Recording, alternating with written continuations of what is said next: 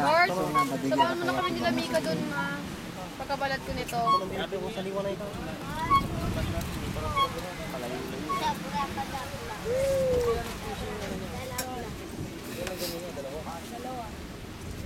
Dalawa niya pa yung galing.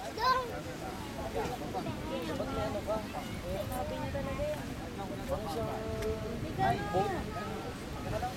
Mga boat. Pang fishing. Para nakikita na pa dyan. Doon talaga, malalaki, no? Ay, maliliit. Kasi, lumangoy ako doon, puro mga ano eh, mga basura na ano, yung lamang dagat. Parang halaman. Dito! Yalas ko! Eh, malayo-layo na rin yun, bewang pa lang. Muna tayo sa ano?